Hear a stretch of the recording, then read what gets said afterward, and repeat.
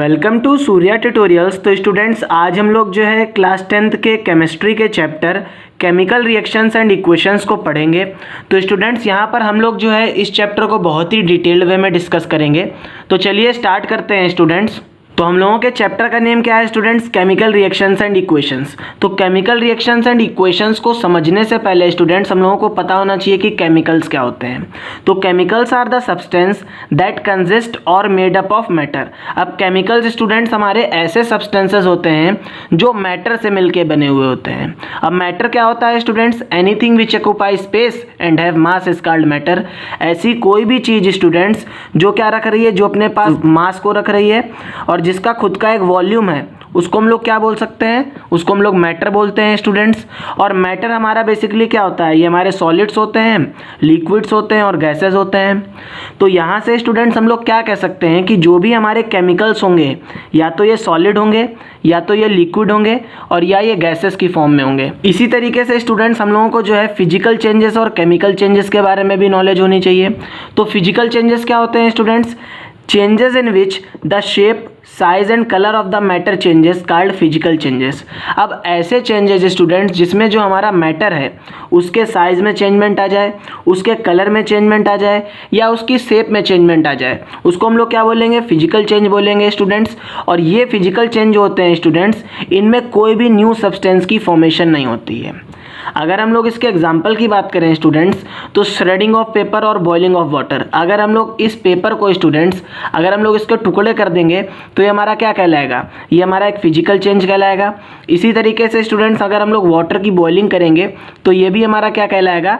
ये हमारा physical change कहलाएगा। क्योंकि यहाँ पे क्या हो रहा है स्टूडेंट्स कि हम लोग जो है वाटर की स्टेट को कन्वर्ट कर रहे हैं। वाटर हमारा लिक्विड से गैसियस फॉर्म में कन्वर्ट हो रहा है, लेकिन यहाँ पे क्या हो रहा है? कोई भी न्यू सब्सटेंस की फॉर्मेशन नहीं हो रही है। इसी तरीके से स्टूडेंट्स अगर हम लोग केमिकल चेंजेस की बात करें तो changes in which new substance are formed and are irreversible in nature. अब ऐसे चेंजेस स्टूडेंट्स जिसमें क्या हो रहा है कि हमारे न्यू सब्सटेंस की फॉर्मेशन हो रही है, और जो भी हमारा न्यू सब्सटेंस फॉर्म हो रहा है स्टूडेंट्स वो क्या है? वो इरिवर्सिबल है। उसको हम लोग वापस से रिवर्स नहीं कर सकते हैं। ठीक है, जैसे कि स्टूडेंट्स अगर हम लोग इसके एग्जाम्पल को देखें तो formation of curd from milk.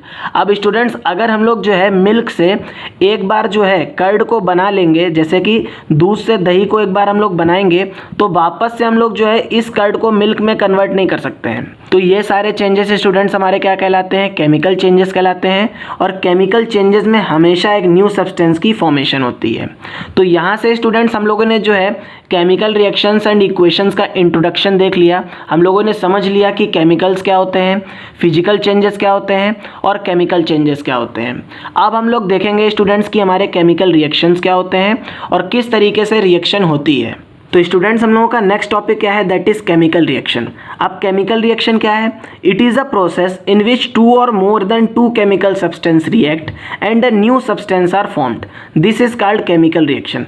अब केमिकल रिएक्शंस क्या होती हैं स्टूडेंट्स? ये एक ऐसी प्रोसेस है जिसमें हमारे दो या दो से ज़्यादा केमिकल सब्सटेंस क्या करते हैं? रिएक्ट करते हैं।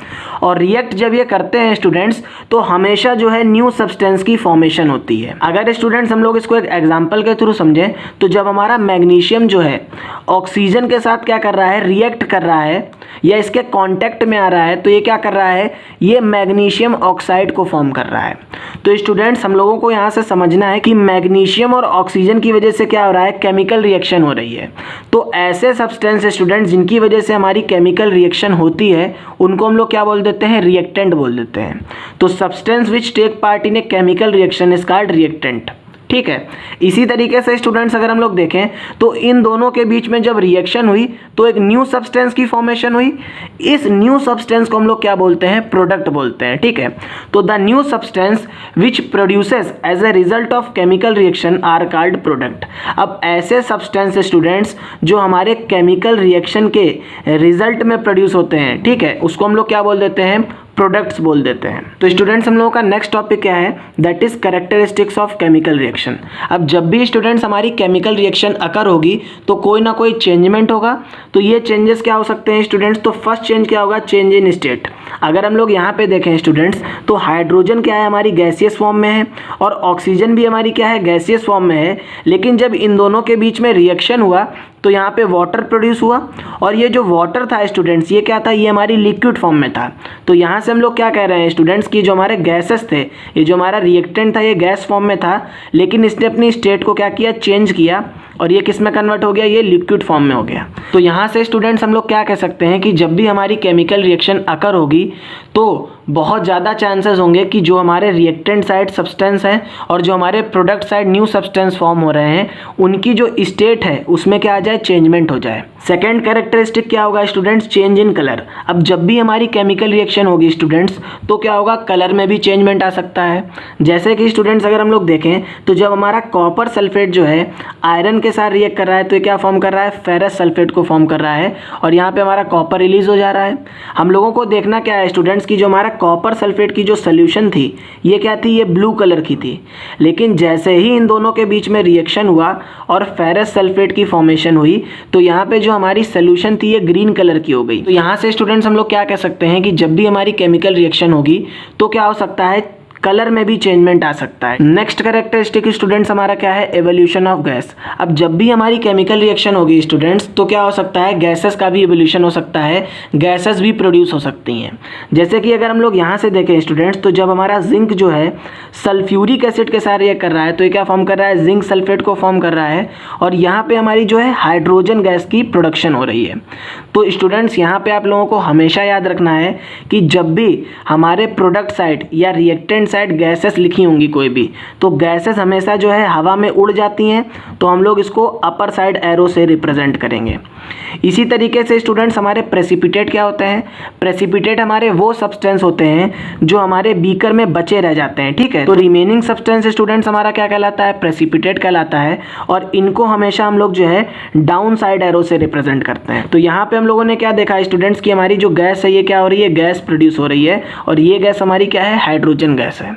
यहाँ से स्टूडेंट्स आप लोगों को कुछ पॉइंट याद रखने होंगे कि हम लोग सॉलिड को एस से रिप्रेजेंट करते हैं केमिकल रिएक्शन में, लिक्विड को एल से रिप्रेजेंट करते हैं, गैसेस को जी से रिप्रेजेंट करते हैं, प्रेसिपिटेट को हम लोग पीपीटी से रिप्रेजेंट करते हैं, और एक्वस सॉल्यूशन को हम लोग एक्यू से रिप्रेजेंट करते हैं। तो ये सभी पॉइंट्स स्टूडेंट्स आप लोगों को माइंड में होने चाहिए, क्योंकि अभी जब हम लोग जो है केमिकल इक्वेशंस और उनकी बैलेंसिंग करेंगे तो वहाँ पे हम लोगों को इनको यूज़ करना पड़ेगा। अब नेक्स्ट कैरेक्टरिस्टिक क्या है स्टूडेंट्स, हमारा चेंज इन टेम्परेचर। अब जब भी हमारी केमिकल रिएक्शन होगी स्टूडेंट्स तो टेम्परेचर भी चेंज हो सकता है, ठीक है। अब ये जो टेम्परेचर चेंज होगा स्टूडेंट्स ये दो तरीके से हो सकता है, या तो हीट प्रोड्यूस होगी या हीट एब्जॉर्ब होगी। तो स्टूडेंट्स जब हीट प्रोड्यूस होगी तो ये जो हमारा बीकर है, जिस बीकर में हमारी केमिकल रिएक्शन हो रही है, अगर हम लोग उसको टच करके देखेंगे तो हम लोगों को क्या महसूस होगा कि हमारा जो बीकर है स्टूडेंट्स ये कैसा हो गया, ये हॉट हो गया है। सेकेंड पॉइंट स्टूडेंट हमारा क्या होगा कि जब हीट एब्जॉर्ब होगी, अब कोई भी केमिकल रिएक्शन जब स्टूडेंट्स हीट को एब्जॉर्ब करेगा तो क्या होगा, टेम्परेचर डिक्रीज होगा, और जब टेम्परेचर डिक्रीज होगा तो अगर हम लोग उस टाइम पे अपने बीकर को टच करेंगे तो हम लोग क्या देखेंगे स्टूडेंट्स की जो हमारा बीकर है ये कैसा होगा, ये कूल हो जाएगा। तो यहाँ से स्टूडेंट्स हम लोग क्या कह सकते हैं कि जब भी हमारी केमिकल रिएक्शन होगी तो क्या हो सकता है, टेम्परेचर चेंज हो सकता है, और इस टेम्परेचर चेंज को हम लोग क्या कर सकते हैं, ऑब्जर्व कर सकते हैं बीकर को टच करके। नेक्स्ट पॉइंट स्टूडेंट्स हमारा क्या है, फॉर्मेशन ऑफ प्रेसिपिटेट। इसके बारे में हम लोग अभी बात किए थे कि प्रेसिपिटेट क्या होता है। तो हम लोग क्या कह सकते हैं स्टूडेंट्स कि जब भी हमारी केमिकल रिएक्शन होगी तो क्या होगा, प्रेसिपिटेट की भी फॉर्मेशन होगी। जैसे कि जब हमारा लेड नाइट्रेट जो है स्टूडेंट्स पोटेशियम आयोडाइड के साथ रिएक्ट करता है, इन दोनों के बीच में जब केमिकल रिएक्शन होती है तो यहाँ पे लेड आयोडाइड की फॉर्मेशन होती है। अब ये जो लेड आयोडाइड होता है स्टूडेंट्स ये हमारा येलो कलर का प्रेसिपिटेट होता है। इस प्रेसिपिटेट को हम लोग जो है केमिकल रिएक्शन में ऑब्जर्व कर लेंगे क्योंकि हमारे बीकर में जो है सेटल डाउन हो जाएगा, ठीक है।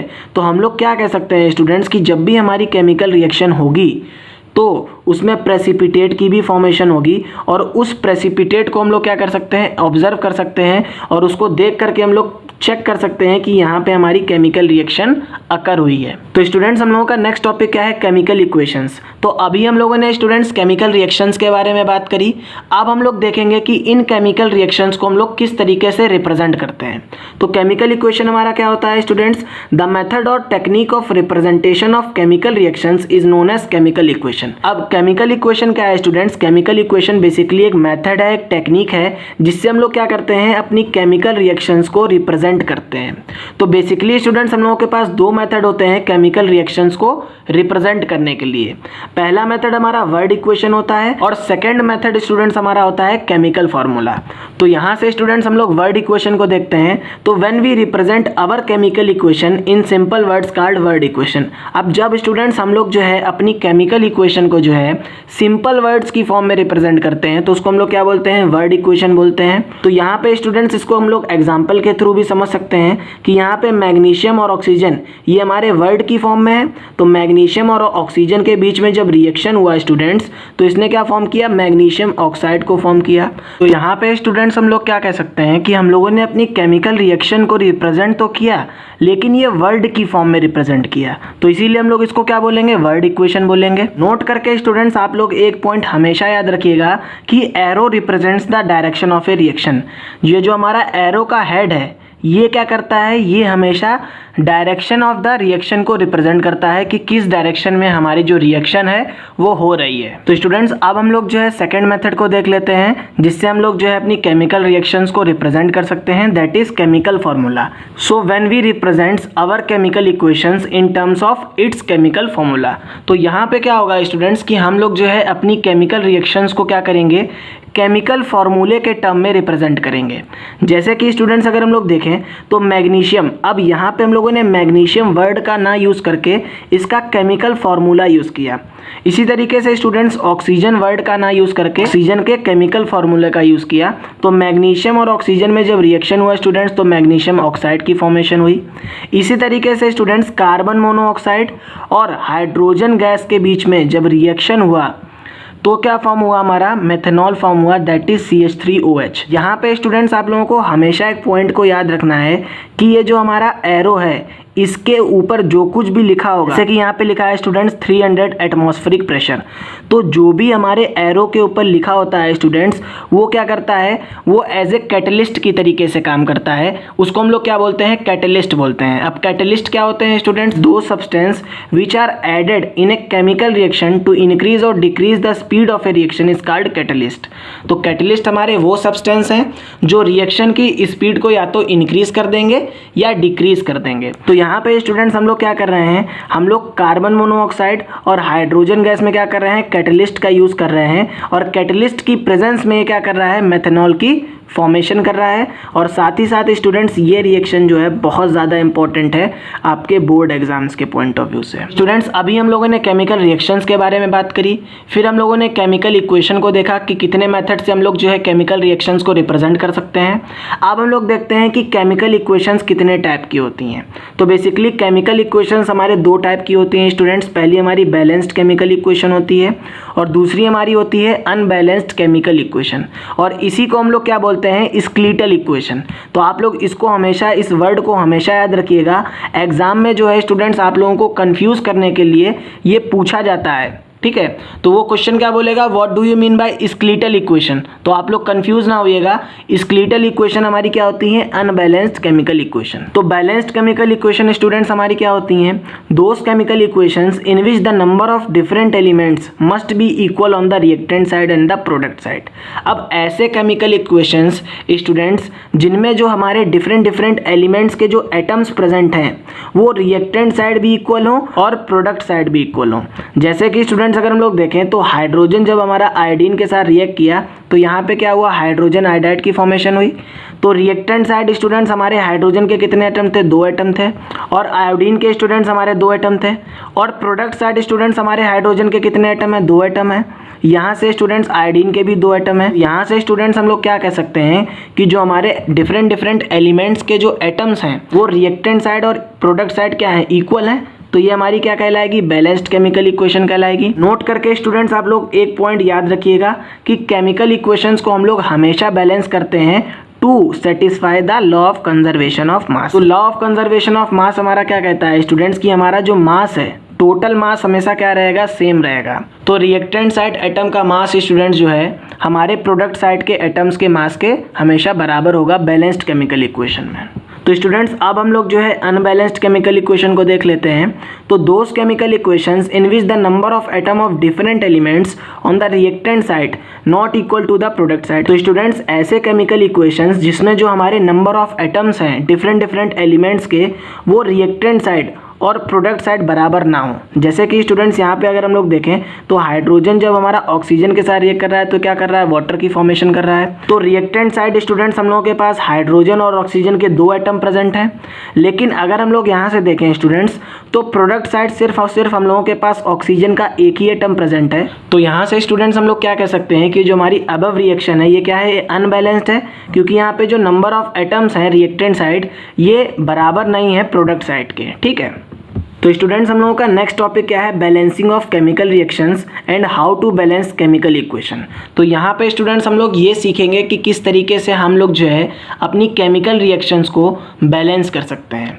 तो स्टार्टिंग में स्टूडेंट्स हम लोग जो है सिंपल केमिकल रिएक्शंस को बैलेंस करेंगे और धीरे धीरे हम लोग जो है इसके लेवल को इंक्रीज करते रहेंगे। तो स्टूडेंट्स हमारी फर्स्ट रिएक्शन क्या है, हाइड्रोजन जो कि हमारा गैसियस फॉर्म में है जब आयोडीन के साथ रिएक्ट कर रहा है तो ये क्या फॉर्म कर रहा है, हाइड्रोजन आयोडाइड को फॉर्म कर रहा है जो कि हमारे सॉलिड फॉर्म में है।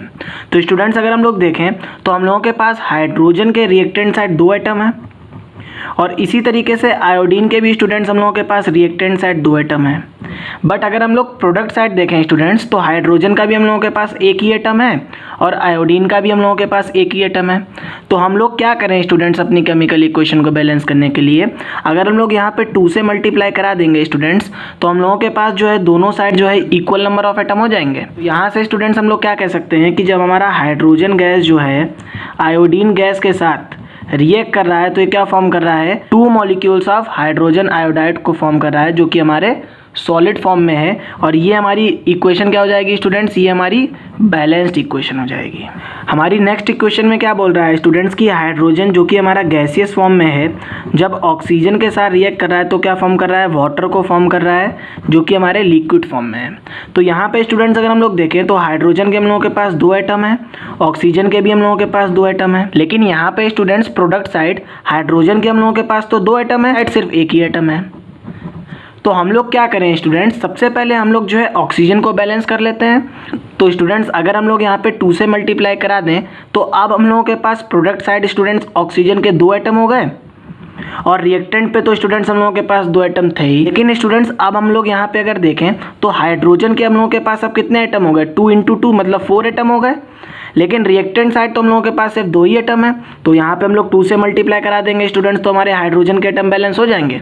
तो हम लोग क्या लिख सकते हैं students, 2 molecules of hydrogen gas plus oxygen gas forms 2 molecules of water जो कि हमारा क्या है स्टूडेंट्स, लिक्विड फॉर्म में है। तो ये हमारी इक्वेशन क्या हो जाएगी, बैलेंस्ड इक्वेशन हो जाएगी। तो स्टूडेंट्स अभी तक हम लोगों ने जो भी रिएक्शन को बैलेंस किया वो हमारी बेसिक केमिकल रिएक्शंस थी। अब हम लोग जो है कॉम्प्लेक्स केमिकल रिएक्शंस को बैलेंस करेंगे। तो इनको बैलेंस करने के लिए आप लोगों के माइंड में एक रूल होना चाहिए कि सबसे पहले स्टूडेंट्स हम लोग मेटल को बैलेंस करेंगे, फिर हम लोग जो है नॉन मेटल को बैलेंस करेंगे, फिर ऑक्सीजन को बैलेंस करेंगे, देन हाइड्रोजन को बैलेंस करेंगे और उसके बाद जो भी एटम हम लोगों के पास होगा हम लोग उसको बैलेंस कर देंगे।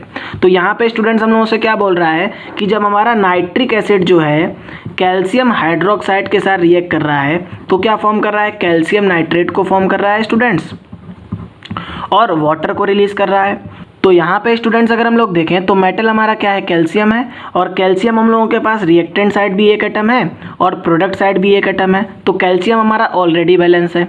अब हम लोग देखते हैं स्टूडेंट्स नाइट्रेट को। तो नाइट्रेट स्टूडेंट्स अगर हम लोग देखें तो नाइट्रेट के हम लोगों के पास 2 मॉलिक्यूल हैं प्रोडक्ट साइड, लेकिन रिएक्टेंट साइड हम लोगों के पास सिर्फ एक ही मॉलिक्यूल है। तो हम लोग क्या करें स्टूडेंट्स, यहाँ पे हम लोग 2 से मल्टीप्लाई करा देंगे तो हमारा नाइट्रेट जो है यहाँ पे 2 नाइट्रेट हो जाएगा। तो ये बैलेंस हो जाएगा। यहाँ से स्टूडेंट्स हमारा नाइट्रेट भी बैलेंस हो गया और हमारा कैल्शियम भी बैलेंस हो गया। अब हम लोग क्या करते हैं स्टूडेंट्स, अब हम लोग जो है हाइड्रोजन को बैलेंस करते हैं। तो यहाँ पे स्टूडेंट्स अगर हम लोग देखें तो हाइड्रोजन हम लोगों के पास कितने एटम हैं, 2 एटम हाइड्रोजन के यहाँ पे हैं, 2 एटम यहाँ पे हैं और 2 एटम यहाँ पे होंगे। तो टोटल स्टूडेंट्स हम लोगों के पास हाइड्रोजन के 4 एटम है कि नहीं है। तो यहाँ पे हम लोगों के पास हाइड्रोजन के 4 एटम रिएक्टेंट साइड हैं, लेकिन प्रोडक्ट साइड हम लोगों के पास हाइड्रोजन के सिर्फ 2 ही एटम है। तो हम लोग यहाँ पे स्टूडेंट्स अगर 2 से मल्टीप्लाई करा देंगे स्टूडेंट्स हमारे हाइड्रोजन के 4 एटम जो है प्रोडक्ट साइड भी हो जाएंगे। तो हमारा हाइड्रोजन भी बैलेंस हो जाएगा। और ऑक्सीजन के स्टूडेंट्स हम लोगों के पास कितने एटम है, यहाँ पे हम लोगों के पास ऑक्सीजन के सिर्फ 2 ही एटम है रिएक्टेंट साइड, और प्रोडक्ट साइड भी स्टूडेंट्स हम लोगों के पास ऑक्सीजन के 2 एटम है। तो ओवरऑल रिएक्शन स्टूडेंट्स हमारी बैलेंस हो गई। तो हम लोग क्या लिख सकते हैं students, 2 molecules of nitric acid when react with calcium hydroxide it gives calcium nitrate. ये हम लोगों को क्या देगा, कैल्शियम नाइट्रेट का मॉलिक्यूल देगा students, plus 2 molecules of water जो कि हमारे लिक्विड फॉर्म में होगा। तो इस तरीके से स्टूडेंट्स हम लोग जो है अपनी कॉम्प्लेक्स केमिकल रिएक्शंस को बैलेंस करेंगे। स्टूडेंट्स यहाँ से अगर हम लोग देखें तो जिंक हमारा जब हाइड्रोक्लोरिक एसिड के साथ रिएक्ट कर रहा है तो ये जिंक क्लोराइड को फॉर्म कर रहा है और हाइड्रोजन गैस को लिबरेट कर रहा है। तो यहाँ पे भी हम लोग क्या करेंगे, सबसे पहले मेटल को बैलेंस करेंगे, फिर नॉन मेटल को बैलेंस करेंगे, देन हाइड्रोजन, देन ऑक्सीजन, और उसके बाद जो भी एटम होगा स्टूडेंट्स हम लोग उसको बैलेंस करेंगे। तो सबसे पहले हमारा मेटल जिंक है स्टूडेंट्स, तो रिएक्टेंट साइड भी हम लोगों के पास 1 एटम है जिंक का, और प्रोडक्ट साइड भी हम लोगों के पास 1 एटम है जिंक का। तो हमारा जिंक तो पहले से ही बैलेंस है। अब हम लोग जो है क्लोरीन को बैलेंस कर ले रहे हैं। तो क्लोरीन के स्टूडेंट्स हम लोगों के पास प्रोडक्ट साइड 2 एटम है, लेकिन रिएक्टेंट साइड सिर्फ हम लोगों के पास 1 ही क्लोरीन का एटम है। तो हम लोग क्या करेंगे स्टूडेंट्स, हम लोग यहाँ पे 2 से मल्टीप्लाई करा देंगे, तो हमारे पास क्लोरीन के 2 एटम हो गए, तो हमारी क्लोरीन बैलेंस हो गई। इसी तरीके से स्टूडेंट्स अगर हम लोग देखें तो हमारे पास प्रोडक्ट साइड हाइड्रोजन के 2 एटम है, और रिएक्टेंट साइड भी स्टूडेंट्स हम लोगों के पास हाइड्रोजन के 2 एटम हो गए। तो ये ओवरऑल रिएक्शन स्टूडेंट्स हमारी बैलेंस हो गई। तो स्टूडेंट्स इसको हम लोग किस तरीके से लिख सकते हैं, जिंक जब हमारा 2 मॉलिक्यूल्स ऑफ हाइड्रोक्लोरिक एसिड के साथ रिएक्ट कर रहा है तो ये क्या फॉर्म कर रहा है, जिंक क्लोराइड को फॉर्म कर रहा है, प्लस हाइड्रोजन गैस को लिबरेट कर रहा है। ठीक है, तो यहाँ से स्टूडेंट्स हम लोगों ने क्या किया, हम लोगों ने बैलेंसिंग ऑफ केमिकल रिएक्शंस को सीख लिया। अगर आप लोगों को बैलेंसिंग ऑफ केमिकल रिएक्शंस में अभी भी दिक्कत आ रही है स्टूडेंट्स, तो मैं इसका एक सेपरेट वीडियो जो है बना के डाल दूंगा। स्टूडेंट्स हम लोगों का नेक्स्ट टॉपिक क्या है, that is types of chemical reactions. तो यहाँ पर स्टूडेंट्स हम लोग देखेंगे कि हमारे केमिकल रिएक्शंस कितने टाइप्स के होते हैं। तो हमारा फर्स्ट टाइप क्या है students, that is combination reactions. तो दोज केमिकल रिएक्शंस इन विच 2 और more chemical substance form a single product called combination reactions. अब ऐसे केमिकल रिएक्शंस स्टूडेंट्स जिनमें हमारे 2 या 2 से ज़्यादा रिएक्टेंट कंबाइन होके क्या कर रहे हैं, सिर्फ और सिर्फ एक सिंगल प्रोडक्ट को फॉर्म कर रहे हैं, उनको हम लोग क्या बोलते हैं, कॉम्बिनेशन रिएक्शन बोलते हैं। और कॉम्बिनेशन रिएक्शन को ही स्टूडेंट्स हम लोग क्या बोलते हैं, एडिशन रिएक्शन बोलते हैं और सिंथेसिस रिएक्शंस बोलते हैं।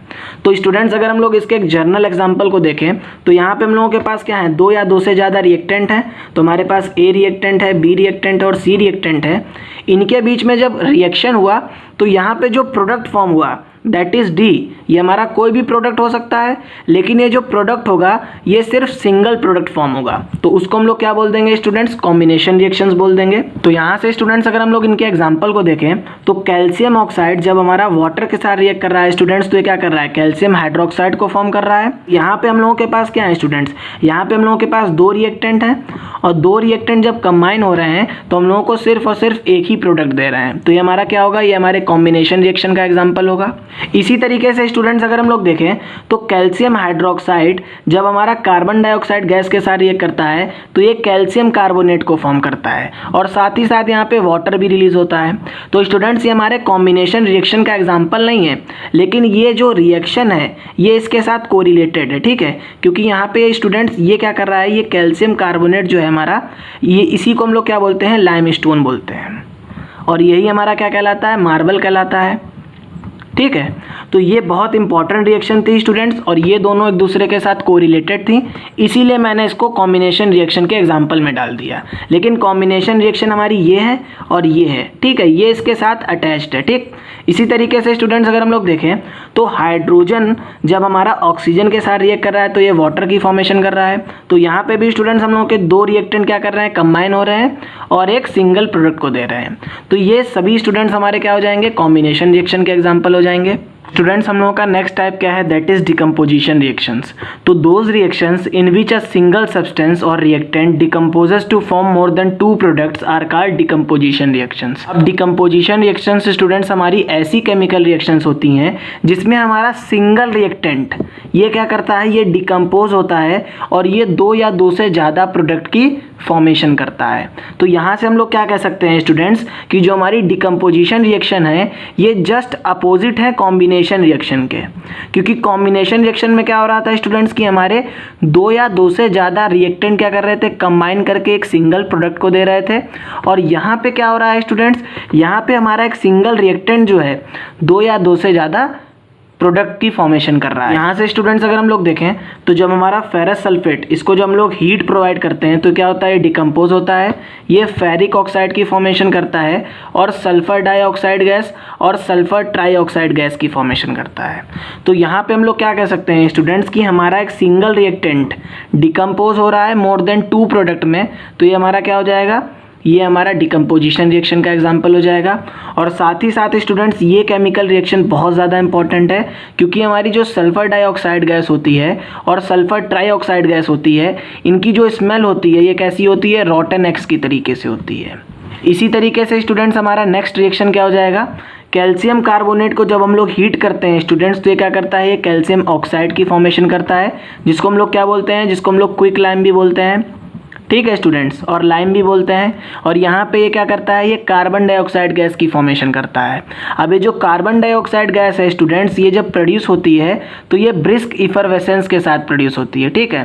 तो ये भी रिएक्शन हमारी बहुत इंपॉर्टेंट है। तो decomposition reactions are of 3 types. अब जो डिकम्पोजिशन रिएक्शन है स्टूडेंट्स ये भी हमारी 3 टाइप्स की होती है। So when decomposition reactions occur in presence of heat it is called thermal decomposition. अब जब स्टूडेंट्स हमारी डिकम्पोजिशन रिएक्शन जो है हीट की प्रेजेंस में होती है तो उसको हम लोग क्या बोलते हैं, थर्मल डिकम्पोजिशन बोलते हैं। तो यहाँ पे स्टूडेंट्स ये जो हमारा डेल्टा का साइन है, ये ट्राइंगल का साइन क्या रिप्रेजेंट कर रहा है, ये हीट को रिप्रेजेंट कर रहा है। तो यहाँ पे क्या हो रहा है, यहाँ पे जो डिकम्पोजिशन रिएक्शन हो रही है किसकी वजह से हो रही है, हीट की वजह से हो रही है, तो हम लोग इसको क्या बोलेंगे, थर्मल डिकम्पोजिशन बोलेंगे।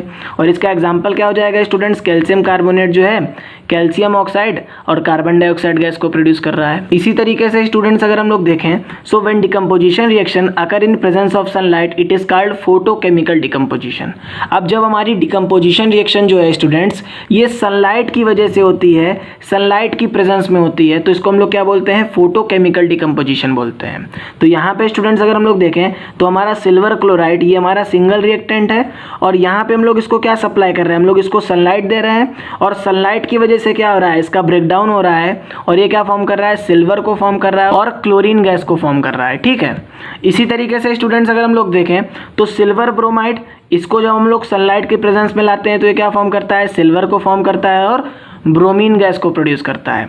तो स्टूडेंट्स यहाँ से आप लोग एक पॉइंट हमेशा याद रखिएगा कि सिल्वर क्लोराइड हमारा जो है वाइट कलर का होता है और जैसे ही ये सनलाइट के प्रेजेंस में आता है ये सिल्वर की फॉर्मेशन करता है, तो सिल्वर का जो कलर है ये तुरंत ग्रे कलर का हो जाता है, ठीक है, मतलब यहाँ पे कलर चेंज होता है। तो इन दोनों रिएक्शन का यूज स्टूडेंट्स हम लोग कहाँ पे करते हैं, ब्लैक एंड व्हाइट फोटोग्राफी में करते हैं। नेक्स्ट हमारा क्या है students, when decomposition reaction occur in the presence of electricity it is called electrolytic decomposition. अब जब स्टूडेंट्स हमारी डिकम्पोजिशन रिएक्शन जो है इलेक्ट्रिसिटी की वजह से होती है या इलेक्ट्रिसिटी के प्रेजेंस में होती है तो उसको हम लोग क्या बोलते हैं, इलेक्ट्रोलिटिक डिकम्पोजिशन बोलते हैं। वाटर हमारा जब मोल्टन फॉर्म में होता है स्टूडेंट्स और इसको हम लोग जब इलेक्ट्रिसिटी प्रोवाइड करते हैं तो ये क्या फॉर्म करता है, हाइड्रोजन गैस को प्रोड्यूस करता है और ऑक्सीजन गैस को प्रोड्यूस करता है। तो स्टूडेंट्स अब हम लोग जो है एक्सोथर्मिक रिएक्शन और एंडोथर्मिक रिएक्शन को देख लेते हैं।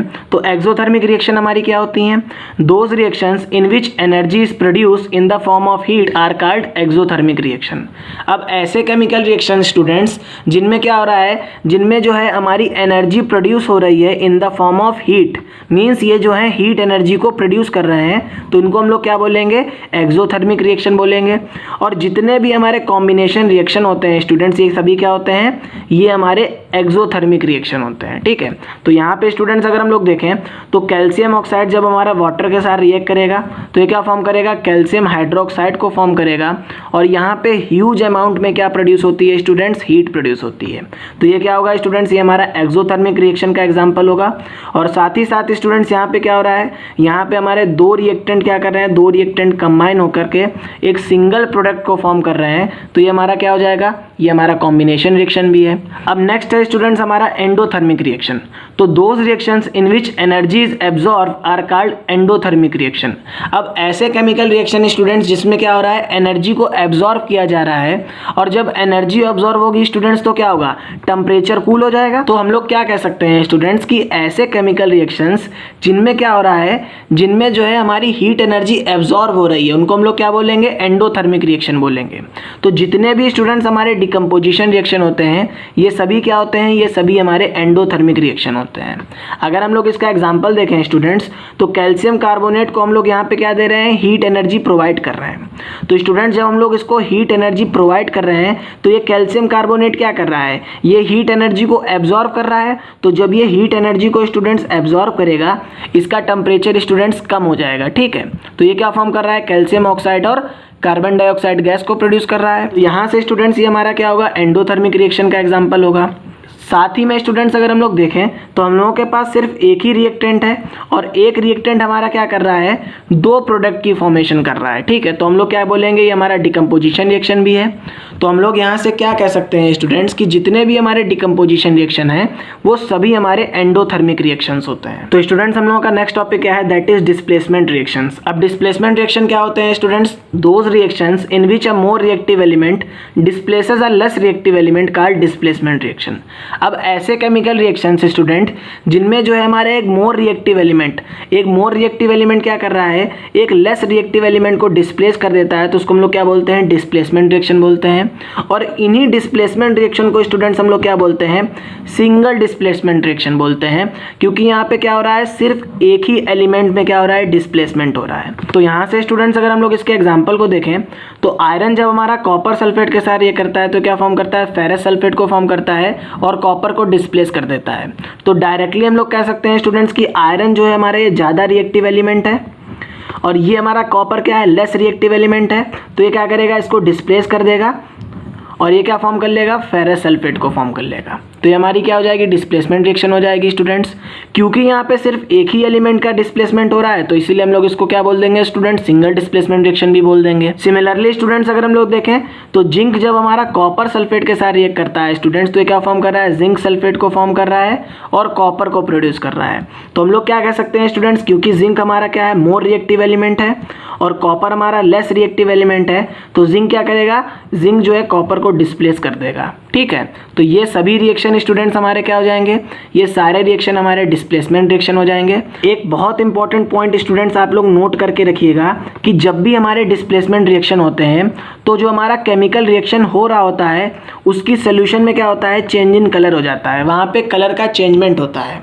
जैसे कि स्टूडेंट्स अगर हम लोग देखें, आयरन जब हमारा कॉपर सल्फेट के साथ रिएक्ट कर रहा था तो फेरस सल्फेट को फॉर्म कर रहा था और कॉपर को प्रोड्यूस कर रहा था। तो कॉपर सल्फेट की सोल्यूशन हमारे ब्लू कलर की होती है स्टूडेंट्स, और जैसे ही इन दोनों के बीच में डिस्प्लेसमेंट होगा ये फेरस सल्फेट को फॉर्म करेगा, और फेरस सल्फेट का जो स्टूडेंट्स कलर होता है ये ग्रीन कलर का होता है। तो यहाँ पे क्या हो रहा है, हमारे कलर में चेंजमेंट हो रहा है। तो जितने भी हमारे डिस्प्लेसमेंट रिएक्शन होते हैं स्टूडेंट्स ये कलर को चेंज करते हैं। तो स्टूडेंट्स हम लोगों का नेक्स्ट टाइप क्या है, that is double displacement reaction. तो those reactions in which new products are formed by the mutual exchange of ions between reactants called double displacement reaction. अब ऐसे केमिकल रिएक्शंस स्टूडेंट्स जिनमें क्या हो रहा है, जिनमें हमारे रिएक्टेंट के बीच में क्या हो रहा है, म्यूचुअल एक्सचेंज हो रहा है आयंस का, उनको हम लोग क्या बोलेंगे, डबल डिस्प्लेसमेंट रिएक्शन बोलेंगे। इसको स्टूडेंट्स हम लोग एक एग्जाम्पल के थ्रू समझते हैं। ये हमारा सोडियम सल्फेट है स्टूडेंट्स, ये हमारा बैरियम क्लोराइड है। अब सोडियम सल्फेट क्या करेगा स्टूडेंट्स, सोडियम के आयन को फॉर्म करेगा, और बैरियम क्लोराइड से स्टूडेंट्स हमारे बैरियम के आयन फॉर्म होंगे। तो यहाँ पे क्या होगा स्टूडेंट्स, क्योंकि यहाँ पे म्यूचुअल एक्सचेंज हो रहा है आयंस का, तो ये जो सोडियम सल्फेट, जो सोडियम वाले आयन हैं ये हमारे कहाँ चले जाएंगे स्टूडेंट्स, ये क्लोरीन के पास चले जाएंगे। और ये जो हमारे बैरियम वाले आयंस हैं ये किसके पास चले जाएंगे, ये सल्फेट के पास चले जाएंगे। तो हमारा रिएक्शन क्या बन जाएगा स्टूडेंट्स, ये हमारा सोडियम क्लोराइड बन जाएगा प्रोडक्ट में, और बैरियम सल्फेट बन जाएगा।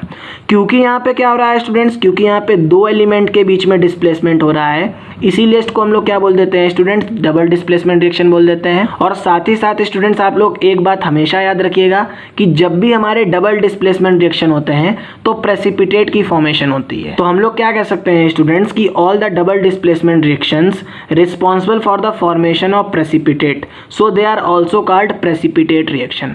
तो जितने भी हमारे डबल डिस्प्लेसमेंट रिएक्शन होते हैं स्टूडेंट्स, इनकी वजह से क्या होता है, प्रेसिपिटेट की फॉर्मेशन होती है। इसीलिए स्टूडेंट्स हम लोग जो है डबल डिस्प्लेसमेंट रिएक्शंस को प्रेसिपिटेट रिएक्शंस भी बोलते हैं। तो स्टूडेंट्स हम लोगों का नेक्स्ट टाइप क्या है, that is oxidation and reduction reactions. तो oxidation is a process in which there is addition of oxygen during a reaction or removal of hydrogen occur during a reaction called oxidation reaction. अब oxidation reaction students हमारे क्या होते हैं, ऐसे reaction जिनमें क्या हो, या तो हमारे ऑक्सीजन का एडिशन हो जाए या हमारे हाइड्रोजन का रिमूवल हो जाए, तो उनको हम लोग क्या बोल देंगे, ऑक्सीडेशन रिएक्शन बोल देंगे। तो यहाँ पे स्टूडेंट्स अगर हम लोग इसके केमिकल रिएक्शन को देखें तो कॉपर ऑक्साइड जब हमारा हाइड्रोजन के साथ रिएक्ट कर रहा है स्टूडेंट्स, तो क्या फॉर्म कर रहा है, कॉपर को फॉर्म कर रहा है और वाटर को प्रोड्यूस कर रहा है। तो हाइड्रोजन से स्टूडेंट्स क्या हो रहा है, वाटर बन रहा है, और यहाँ पे क्या हो रहा है, ऑक्सीजन का एडिशन हो रहा है, तो इसको हम लोग क्या बोलेंगे, ऑक्सीडेशन रिएक्शन बोलेंगे। इसी तरीके से स्टूडेंट्स अगर हम लोग रिडक्शन की बात करें तो reduction is a process in which there is addition of hydrogen or removal of oxygen occur called reduction reaction. अब रिडक्शन रिएक्शन स्टूडेंट्स हमारे क्या होते हैं, ऐसे केमिकल रिएक्शन जिनमें क्या हो, या तो हमारे हाइड्रोजन का एडिशन हो जाए या हमारे ऑक्सीजन का रिमूवल हो जाए, तो उन सभी को हम लोग क्या बोलेंगे, रिडक्शन रिएक्शन बोलेंगे। तो स्टूडेंट्स आप लोगों को अच्छे से समझ में आए, इसीलिए मैंने इसका एग्जांपल जो है सेम लिया है। तो कॉपर ऑक्साइड जब हमारा हाइड्रोजन गैस के साथ रिएक्ट कर रहा है तो ये कॉपर को फॉर्म कर रहा है और वाटर को प्रोड्यूस कर रहा है। तो कॉपर ऑक्साइड में क्या हो रहा है स्टूडेंट्स, कॉपर ऑक्साइड से कॉपर में कन्वर्ट हो रहा है, मतलब यहाँ पे क्या हो रहा है, हमारे ऑक्सीजन का रिमूवल हो रहा है। तो जब हमारे ऑक्सीजन का रिमूवल होगा स्टूडेंट्स, तो इसको हम लोग क्या बोलेंगे, रिडक्शन बोलेंगे।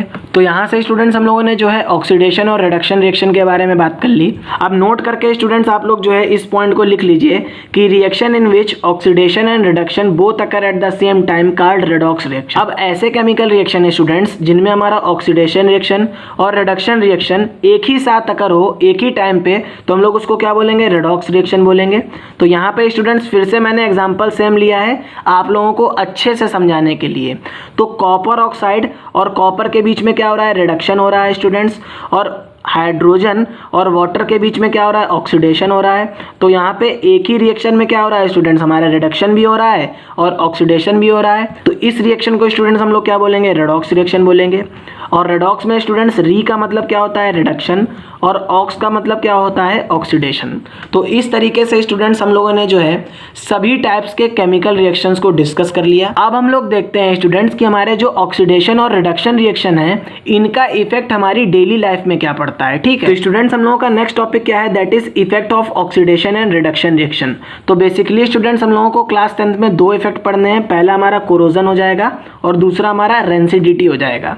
तो कोरोजन क्या होता है students, when the surface of the metal comes in contact with air moisture, then there is a process occur as a result of which the surface of the metal gets corroded or destroyed। तो students जब भी हमारा metal जो है air और moisture के contact में आता है तो एक प्रोसेस अकर होती है जिसकी वजह से क्या होता है, जो हमारे मेटल की जो सरफेस होती है स्टूडेंट्स वो क्या हो जाती है, वो कोरोडेड हो जाती है या डिस्ट्रॉयड हो जाती है। इस प्रोसेस को हम लोग क्या बोलते हैं स्टूडेंट्स, कोरोजन बोलते हैं। अगर हम लोग स्टूडेंट्स इसके एग्जांपल को देखें तो आयरन, ये हमारा मेटल है स्टूडेंट्स, ये जैसे ही हमारे एयर और मॉइस्चर के प्रेजेंस में आएगा क्या करेगा, एक आयरन ऑक्साइड को फॉर्म करेगा, और इसकी वजह से क्या होगा स्टूडेंट्स कि जो हमारा मेटल है उसकी सरफेस में क्या होने लगेगा, कोरोजन होने लगेगा, और इस प्रोसेस को हम लोग क्या बोलेंगे, रस्टिंग बोलेंगे। हम लोगों का नेक्स्ट इफेक्ट क्या है स्टूडेंट्स, दैट इज रेंसिडिटी। तो रेंसिडिटी क्या है, it is a process in which the food gets oxidized when exposed to natural condition, as a result of which they become tasteless and their smell also changes। अब rancidity क्या है students, ये एक ऐसी process है जिसमें जो भी हमारा फूड होता है उसका क्या हो जाता है, उसका ऑक्सीडेशन हो जाता है जब हम लोग उसको फ्रीली नेचर कंडीशन में छोड़ देते हैं। ठीक है, तो इसकी वजह से क्या होता है स्टूडेंट्स, जब हमारे फूड का ऑक्सीडेशन हो जाएगा तो हमारा फूड क्या हो जाता है, टेस्टलेस हो जाता है और इसकी स्मेल खराब हो जाती है। तो हम लोग उसको जो है उसके बाद स्टूडेंट्स क्या कर सकते हैं, खा नहीं सकते हैं।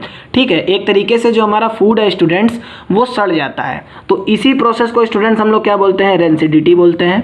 तो substance which prevents the oxidation of food is called antioxidants. अब ऐसे सब्सटेंस स्टूडेंट्स जो हमारे रेंसिडिटी को प्रिवेंट कर रहे हैं या हमारे फूड की ऑक्सीडेशन को प्रिवेंट करते हैं, उनको हम लोग क्या बोलते हैं, एंटीऑक्सीडेंट्स बोलते हैं।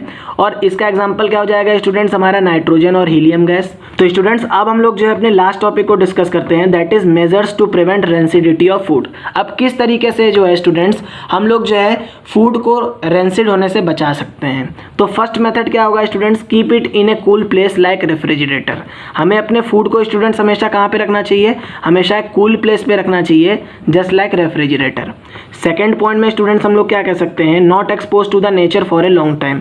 हमें अपने फूड को जो है स्टूडेंट्स नेचुरली फ्रीली जो है लॉन्ग टाइम के लिए नहीं छोड़ना चाहिए, क्योंकि अगर हम लोग उसको लॉन्ग टाइम के लिए छोड़ देंगे तो स्टूडेंट्स उसका ऑक्सीडेशन हो जाएगा, जिसकी वजह से वो ख़राब हो जाएगा। थर्ड पॉइंट में हम लोग क्या कह सकते हैं students, keep the food air tight so that it does not oxidise.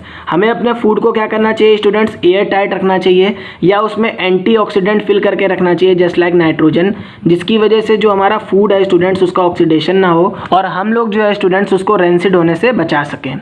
तो ये सारे स्टूडेंट्स हमारे मेथड्स से जिनका यूज़ करके हम लोग क्या कर सकते हैं, अपने फूड की रेंसिडिटी को प्रिवेंट कर सकते हैं। तो स्टूडेंट्स इस तरीके से हम लोगों ने जो है केमिकल रिएक्शंस एंड इक्वेशंस के फुल चैप्टर को डिस्कस कर लिया। अगर आप लोगों को ये वीडियो अच्छा लगा हो तो प्लीज़ चैनल को सब्सक्राइब करिएगा, वीडियो को शेयर करिएगा और कमेंट करिएगा। साथ ही साथ स्टूडेंट्स अगर आप लोगों को जो है इन नोट्स की PDF चाहिए हो तो आप लोग जो है डिस्क्रिप्शन में मैंने अपने टेलीग्राम चैनल की लिंक दे दी है, वहाँ से जा कर के इस PDF को डाउनलोड कर सकते हैं। थैंक्स।